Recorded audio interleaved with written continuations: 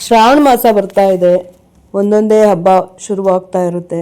ಆಗ ಈ ಥರ ಒಂದು ಕಾಯಿ ಒಬ್ಬಟ್ಟನ್ನ ಈಸಿಯಾಗಿ ಹೇಗೆ ಮಾಡೋದು ಅಂತ ಹೇಳ್ಕೊಡ್ತಾ ಇದ್ದೀನಿ. Welcome to Vijju's kitchen. ನಮಸ್ಕಾರ, ನಾನು ವಿಜಯಲಕ್ಷ್ಮಿ. ಯಾರ್ಯಾರು ಹೊಸದಾಗಿ ಚಾನಲ್ ನೋಡ್ತಾ ಇದ್ದೀರೋ ಸಬ್ಸ್ಕ್ರೈಬ್ ಮಾಡ್ಕೊಳ್ಳಿ ಚಾನಲ್ನ. ಇಲ್ಲಿ ನಾನು ತೆಂಗಿನಕಾಯಿನ ತುರಿದು ಪುಡಿ ಮಾಡಿ ಇಟ್ಕೊಂಡಿದ್ದೀನಿ. ಇಲ್ಲಿ ತೆಂಗಿನಕಾಯಿ 3 ಕಪ್ ತೊಗೊಂಡಿರೋದ್ರಿಂದ 1/4 ಕಪ್ಪಷ್ಟು ಬೆಲ್ಲ ಹಾಕ್ಕೊಂಡಿದ್ದೀನಿ.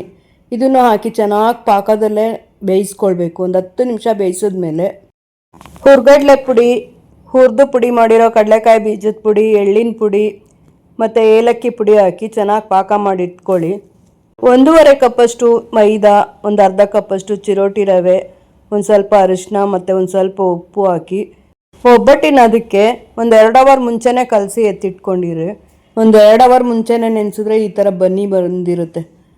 ಆಗ ಒಬ್ಬಟ್ಟು ತಟ್ಟಕ್ಕೂ ತುಂಬಾ ಚೆನ್ನಾಗಿ ಬರುತ್ತೆ. ಒಂದೇ ಹದದಲ್ಲಿ ತಟ್ಟಿ ಹದವಾಗಿ ಬೇಯಿಸಬೇಕು. ಜಾಸ್ತಿ ಉರಿ ಇಟ್ಕೊಳ್ಬೇಡಿ, ಸಣ್ಣ ಉರಿಯಲ್ಲೇ ನಿಧಾನಕ್ಕೆ ಬೇಯಿಸ್ಕೊಳ್ಳಿ.